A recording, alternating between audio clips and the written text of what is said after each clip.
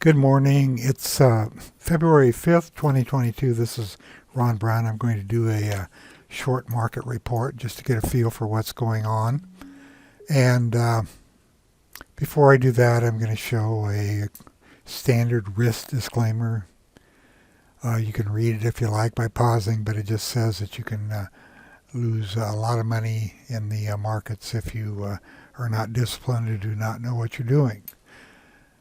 So everything I talk about here, assume at your own risk. I'm not going to be recommending stocks. I don't think that's what should be done in these reports. And I'm going to look at the market, but you can make your own decision on what the market's going to do or doing. So let's get started. I'm going to go into my designer. I'm in my market analysis user groups, major markets plus. I'll click through to the warehouse view. I have to choose the correct view, so I'll go up to top-down process views for market analysis, select number 1, and sort on raw combo. And you can see that the Bitcoin Investment Trust was up big yesterday, 13.5%. Bitcoin and the cryptos were on the move yesterday, and the NASDAQ Composite was up 1.6%. The indexes down to this point were all up. Small cap 600 was flat. The Dow was down slightly, as was the Amex utilities and the transports. So bringing the NASDAQ up, let's see what I have for a chart here. That's a weekly chart. I want to go up to my market charts, click on chart number 1. I'll do that slowly. To my market charts, number 1, NASDAQ internals used with NASDAQ. I'll hit my alternate 1 key to move in to this zoom level, and let's take a look at this. I'll point out some things. This is what I look at when I send that image out every day on the NASDAQ Composite. So I'll bring up a box here. Let's just redo that. Volume less than average, spread above average, and the close is mid. Change this to an arrow. You can see the volume is way less than average, even though there was it turned around yesterday and it looks strong going into the close. When you look at the candle, you can see it's kind of a wide spinning top. Let's see, I'm looking over here for the range right here, 66.5, so it's kind of in the middle. But the volume really is the big concern. Are people just backing away from the market and not trading because of all this volatility that we've seen? I mean, this market has been in a strong downtrend on the daily chart. We did get the strong bounce and then this gap down. So maybe people are backing off their trading activity. You can see that there's it's a trendless market. My fan is neither up nor down. Look at this. The volume is 18.2% below the 90-day moving average, and it's down 3.6 from the prior day. If I bring up the information right here using my alternate I key, let's go down here and look at some other information. Advancers versus decliners, a little over 2-to-1 positive with 116 unchanged. Advancing volume was stronger than a declining volume. You can see that visual over here. New highs versus new lows. 124 new lows compared to 24 new highs. So still a very weak market. Okay, I'm going to get rid of this. I'm going to go to give us a little longer time frame and bring up my drawing tool again. Okay, so the high was up in this area, came down, established a low, then a lower high. This was slightly lower, and a higher high here than this high, but then it started breaking down. So it didn't come back and form a higher high above this. Came down, formed a lower low here because it took out these lows. Here's a lower high. Didn't get anywhere near this high, and then it just fell all the way down to here to establish a low. Rallied up a little bit, established a lower high, and then a higher high when it broke through there, and here's the higher high here. So we're still above this lower low right here, as you can see, and for this market to really start trending, I would say that it's going to have to go like this and take out this high, and that would give us a higher high. Right now it's just a mess, and the charts, there's a lot of loose charts. We haven't had a decent trend, a tight trend, since back in this area. Since then, it's just been very emotional, and a lot of money has been lost in these stocks that were former leaders. Let's take a quick look at the ranking module. And this is for 1 week. You can see Bitcoin, and then the stocks did well. Let's take a look at the stocks.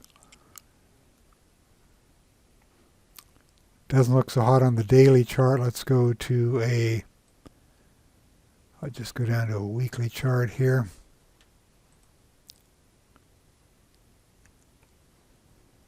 And comparing this close to this close, the stocks did, 4.53%.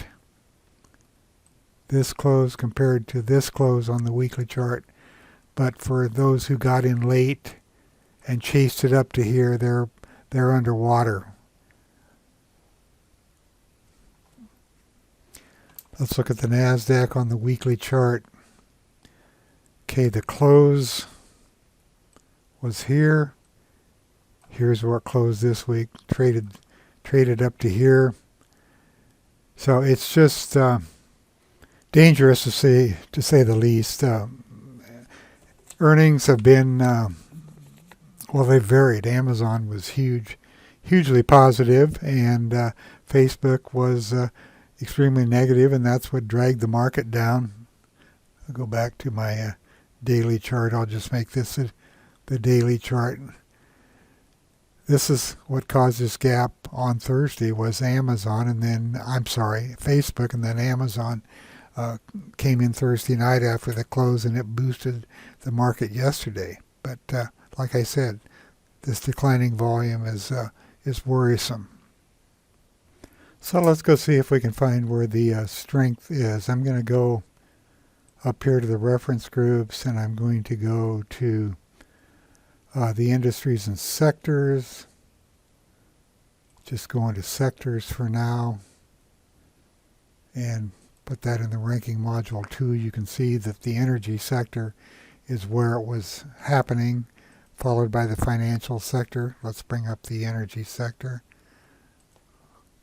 Make this a weekly chart. The past 2 weeks have been very strong. The week before that was down, but heavy volume coming into the energy sector as oil prices continue to rise. Now, if I drop down to the sectors by industry, we get a different look here. I can change to the index group, and then it breaks down where the strength was within the energy sector, and renewables actually did the best, followed by coal, exploration, and production. Let's take a look at this renewable. Now, this is a weekly chart. You can see it's really been in a downtrend on the weeklies. Let's go to a daily, change to the industry group, and fuel cell energy moved up 16% this week. Better go back to the weekly chart since this is weekly over here. And it's in a downtrend. I mean, yeah, bottom fishing. Let's look at SPI. Same thing. Plug. These are all stocks that were really high and popular not that long ago, especially Plug. Even Fuel Cell was up here in the $24 range. Now look at it. This just shows you how dangerous this market has been. In-phase energy, this was a leader for a long time. It got up in, I'll click on this and look down here, $282. And where is it today? It's about $140. This is why you need to use stops if you're trading these stocks. Or hedge yourself if you stay in them. Have some downside hedge. Beam Global, I mean, it's just one thing after another. So, looking at this, yeah, boy, it looks great on a one week basis, but looking at the longer term, it looks horrible. Let's go back. And I'm going to change this to percent change. Oh, let's try 26 weeks. Okay, now we have the energy index, still up 25% over that. Now when I change to the index group, it shows me that exploration and production is on top rather than renewables, and it's up 54% over that time period. This is where the action has been. Which stocks have been leading the way? Go to the industry group. Prudhoe Bay Trust, look at this. I mean, this is a weekly chart, since I'm on weekly over here. Permian Basin Trust, Alpha Metallurgical. As I go down the list, you can see the strength that's been in these stocks. Sure, you go down to the bottom, there are some dogs, there always are, but the strength has certainly been in this group. I'm going to back up, change this back to percent change 1 week and go up one level.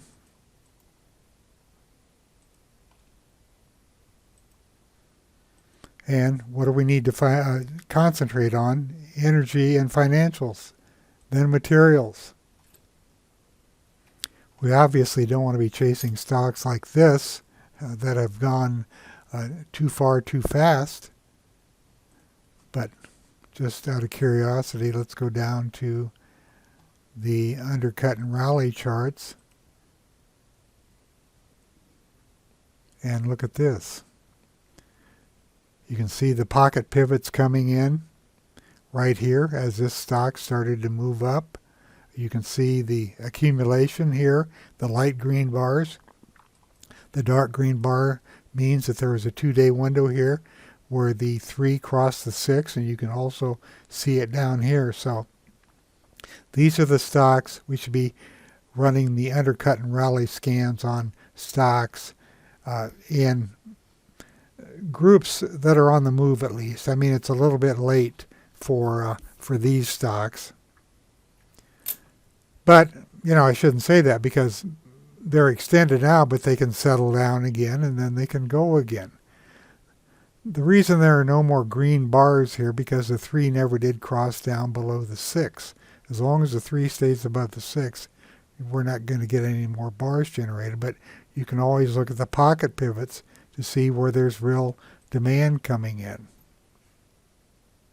I'm going to finish this video by going into my designer, and I'm going to look at my non-index groups, and I'm going to run a group inclusion report. I'm going to clear this and go down to the user groups, the non-indexed, and I just want to go into the stocks and groups moving up And let's go back to August of last year. And I'm going to check the children. And we're going to just see when these energy stocks started coming up. So I'll run this.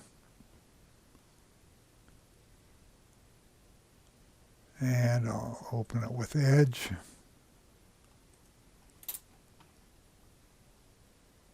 And you can see integrated oils came up 113 times. Interplus 107 times. When did this begin? In August of last year. When did this one begin? August of last year.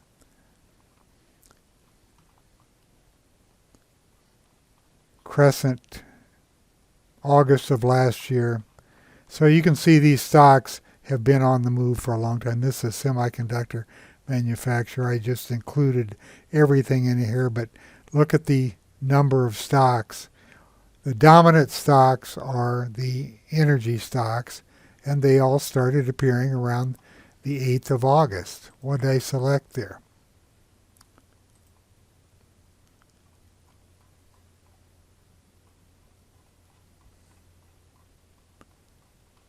Okay, I selected August. Let's go back to June, July.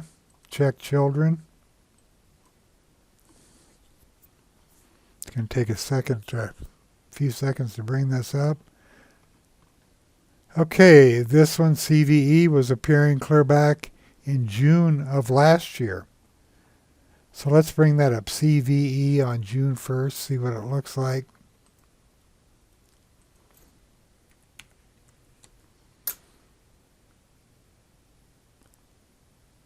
Okay. That's got to go back further. I'll make this full screen so we can see it better. So June is back here. You can see that there were several undercut and rallies.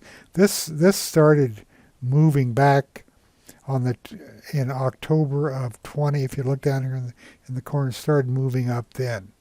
So it has been on the move for a long time. Of course, there are expansion and retraction, basing, expansion, going down some and basing again, and then expansion. So the big, let's see, this date's 9/21 is when it really took off again. There were just many opportunities to get into this stock. Every time it pulled back, there was accumulation. This failed here. You can see that the group was going up and then it came down as this one came down. Accumulation, here's your crossover as it was moving up. The group was moving up. When the group moves down, the stock moves down. So keep your eye on those groups and keep your eye on these stocks and groups moving up, which are updated every day. If you want to see how a stock is trending, or if it is trending, look at these histograms down here. This is the micro trend, the 3 and the 6. This is the short term, the 6 and the 18. And this is the intermediate term, the 18 versus the 50 exponential moving averages. If this histogram is positive, that means the 18's above the 50. If this histogram's positive, it means the 6 is above the 18. And if this one's positive, the 3 is above the 6. And you can see the ebb and flow of the market. But if you get a pullback, like here, you can see that the 3 went below the 6 and the 6 went below the 18, but the 18 held above the 50. So the trend is still in place. Obviously, you have to be wary of this, but when you start to see some accumulation with candles or VPA flags, and then you get your crossover, that's a relatively low-risk entry. Of course, there are no perfect entries. There never are, and you have to protect yourself with stops. But this is a good way to locate stops. I'm sorry, stocks. Okay, I'll close this by this session by showing you to make sure that you know where the stocks and groups moving up is. Just open up your quick pick if you have my files. Stocks and groups moving up and down, they're right here. This is all of the stocks and groups moving up. And here's stocks and groups moving up $1 to $15. And it's sorted by industry groups, and the sectors are there also. You can check on them intraday, of course, to see if they're continuing up, but this is a good place to start your prospecting every day. That's all I'm going to do.